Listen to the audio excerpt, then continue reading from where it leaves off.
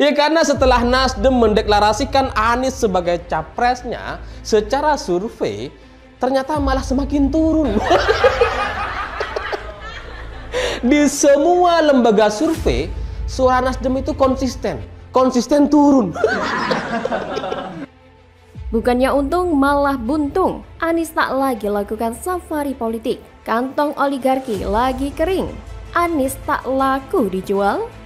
Ditulis oleh tim redaksi jurnal dikutip dari berbagai sumber. Halo, kembali berjumpa dengan suara Fani Bakri di channel Jurnal 45. Meski sayangnya, Nasdem juga pinter. Dia nggak mau tuh dijadikan sapi perah oleh Demokrat dan PKS. Yang dilakukan Nasdem hanya mengeluarkan biaya safari politik yang menguntungkan elektabilitas partainya saja tanpa pernah melibatkan Demokrat dan PKS. Tapi ternyata kawan, roadshow itu tidak menaikkan elektabilitas Anies Baswedan. Apalah artinya menang jadi capres atau cawapres tapi di Senayan suaranya nggak ada. Mereka nggak mau, semua partai berpikir seperti itu, termasuk Nasdem sendiri. Tapi salah langkah yang dilakukan oleh Nasdem ini yang mendeklarasikan Anies secara terburu-buru itu kemudian nampaknya memang harus dibayar mahal dan kemudian masyarakat akan menghukumnya gitu ke depan tahun 2024 nanti.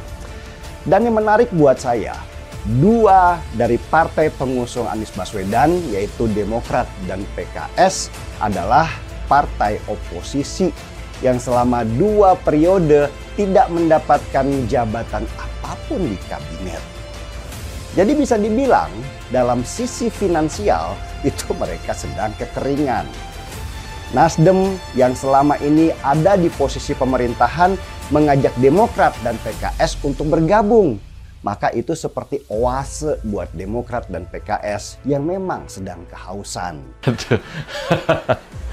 Atau malah kita bareng-bareng meyakini nih, Anies saat ini bisa jadi sedang belajar jadi budak oligarki itu.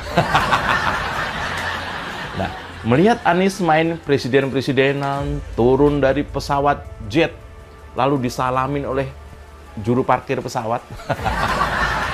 Kelihatan happy banget. Ya kita tentu maklum ya, memang itu yang dicari Anies sejak dulu kayaknya sih. Menikmati suasana sebagai pejabat atau calon pejabat. Beda seperti kebanyakan para pelayan rakyat. Justru menikmati ketika membersamai rakyat, kerja buat rakyat, bukan buat oligarki. Apalagi dari ketiga partai pengusung Anies Baswedan itu hanya Partai Nasdem yang selama ini ikut koalisi. Sedangkan Demokrat dan PKS selama 10 tahun ini menjadi oposisi. Sehingga mereka sama sekali tidak bisa menguasai kebijakan apapun. Cadangan kas mereka kering. Dan mereka bergantung pada para bohir. Atau seperti yang disebut Fahri Hamzah adalah para bandar. Para bohir atau bandar ini ya tentu dari para pengusaha yang selama ini mereka kecam. Yaitu para oligarki.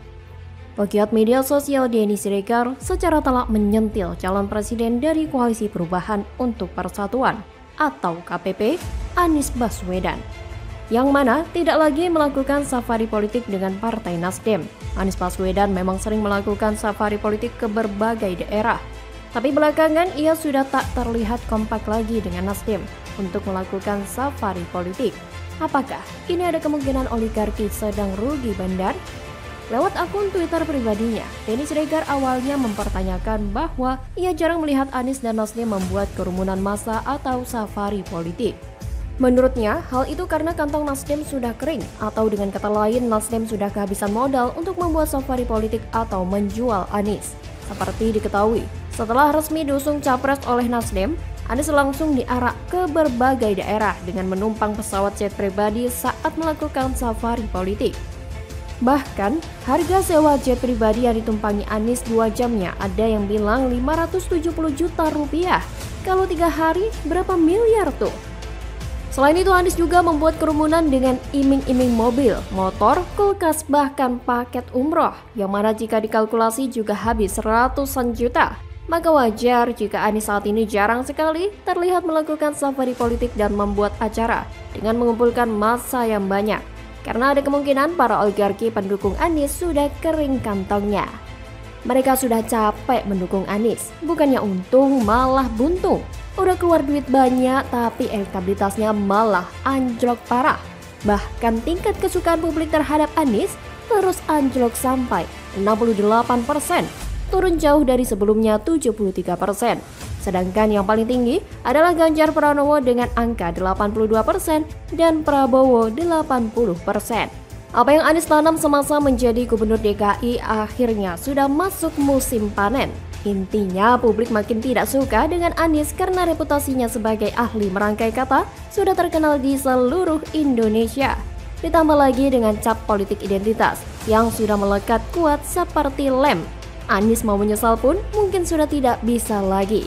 Warga DKI tidak akan lupa dengan janji Anies di mana warga akan punya rumah sendiri. Tapi semua itu ternyata tipu-tipu supaya warga terpesona dengan Anies lalu memilih dia sebagai gubernur DKI.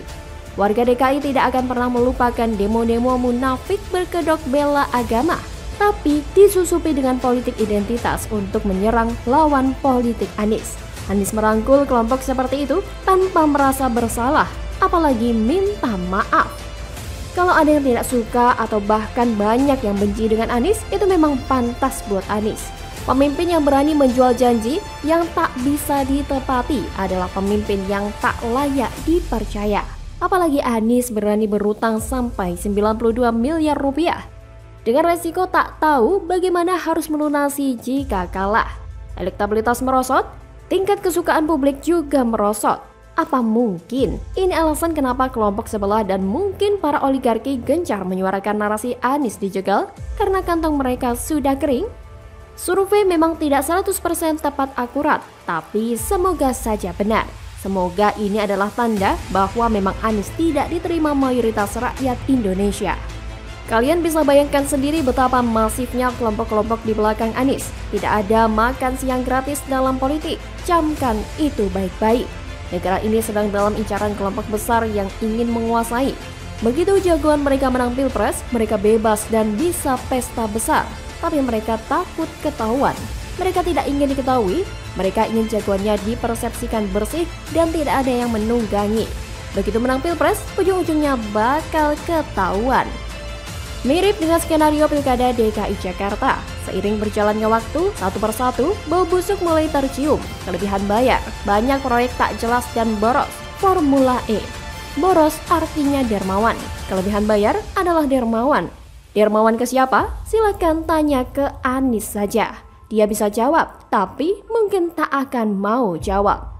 Bagaimana kalau menurut Anda? 7 sampai tanggal 13 September tahun depan. Tiba-tiba hari ini sudah ada calon yang berkeliling, yang semi kampanye. Dan nggak ada yang berani nyemprit gitu loh. Semi kampanye, semi konsolidasi. Cerdas, Fahri Hamzah tampol Anies soal safari politik gak ada manfaatnya buat rakyat. Nasdem salah langkah usung Anies, elektabilitasnya pun anjlok parah. Ditulis oleh tim redaksi jurnal, dikutip dari berbagai sumber. Mengajak Demokrat dan PKS untuk bergabung. Maka itu seperti oase buat Demokrat dan PKS yang memang sedang kehausan. Halo, kembali lagi dengan saya Nana Janiago di channel Media 45. Wakil Ketua Umum Partai Gelombang Rakyat Indonesia atau Gelora, Fahri Hamzah menyinggung mengenai deklarasi bakal calon presiden. Ia menyebutkan jika agenda tersebut penuh dengan drama. Disebutkan Fahri Hamzah, deklarasi bakal calon presiden telah dilakukan pada tahun lalu. Namun, pada saat ini masih belum pasti. Tapi saat ini sudah ada 3 orang yang dipastikan sebagai bakal calon presiden. Mereka adalah Ganjar Pranowo, Anies Baswedan, dan Prabowo Subianto. Dari ketiga capres itu, Fahri menyindir safari politik bakal calon presiden Anies Baswedan yang sejak pertama kali dideklarasikan pada 3 Oktober 2022. Ia pun menyindir Anies yang sudah lebih dari 8 bulan melakukan berbagai gerakan politik, tetapi tak ada manfaat yang diperoleh bagi masyarakat. Kegiatan itu, kata Fahri, seperti bertemu banyak pihak, mengumpulkan massa, sampai memunculkan drama politik namun hasilnya nihil. Memang safari politik Anies tidak memiliki efek apapun bagi masyarakat. Karena Anies lebih mementingkan gagasan, itu sebabnya dia pernah bilang jangan pernah meremehkan kekuatan kata-kata dan gagasan. Setiap orang yang punya gagasan harus punya narasi yang kuat agar dapat diikuti oleh orang lain. Sedangkan aksi itu nomor sekian. Yang penting gagasan dulu baru narasi. Itulah mengapa selama 5 tahun Anies tidak ngapa-ngapain. Kerjanya cuma bangun narasi seolah dia sudah kerja, padahal tidak kerja. Kerjanya hanya bikin gagasan tapi tidak ada hasilnya. Wajar saja kalau Jakarta tidak banyak melakukan pembangunan dalam 5 tahun terakhir, ternyata karena narasinya belum selesai disusun. Gagasan dan narasinya harus dibikin dulu, lalu didiskusikan, dievaluasi lagi, kemudian dirapatkan, diperbaiki lagi, dipelajari lagi lalu dibahas dalam rapat lagi, begitu seterusnya sampai lebaran kuda.